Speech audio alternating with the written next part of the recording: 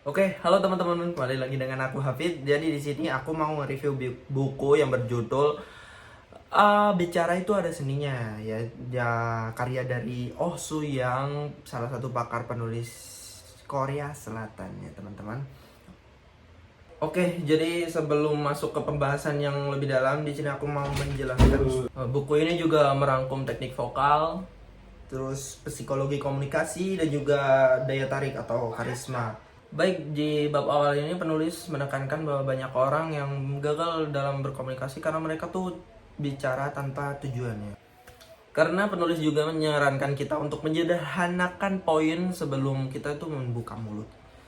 Ini bab yang sangat kontraintuitif ya, karena bicara itu justru dimulai dengan menutup mulut.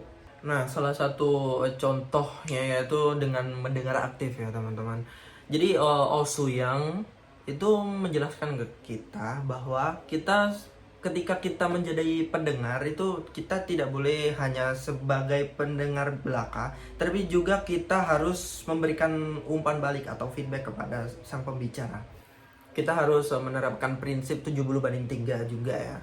70/3 di sini itu adalah kita memberikan 70% waktu berbicara untuk pembicara dan 30% saja untuk kita untuk memberikan feedback kepada sang pembicara ya.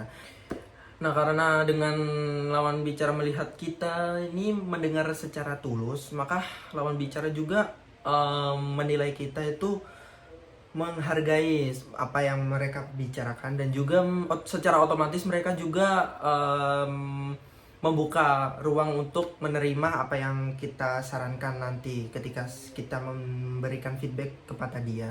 Oke, di bab selanjutnya ini ya mungkin kalian suka dengan bab ini karena di bab ini itu kita diajarkan gimana cara bikin orang tuh jatuh cinta pada kepribadian kita hanya dengan kata-kata.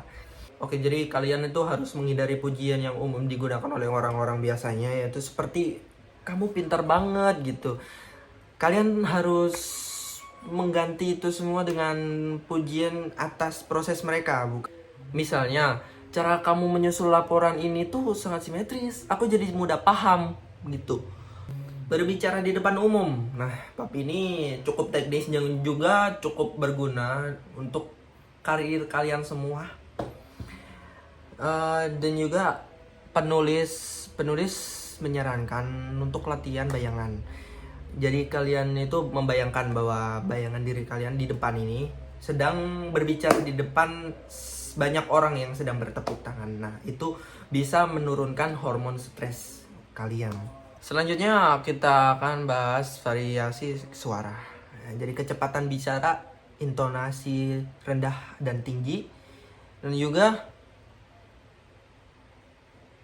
jeda atau pausing adalah alat musikmu. Jangan bicara dengan datar ya. Kalian harus menggunakan jeda selama 2 atau sampai 3 detik sebelum masuk ke poin penting. Ya, karena ini dapat Sehebat apapun teknik bicaramu, jika tidak disadari oleh ketulusan hati, orang akan merasakannya sebagai manipulasi. Seni bicara yang tertinggi adalah saat hati dan lidah berjalan selaras. Kata-kata penting seperti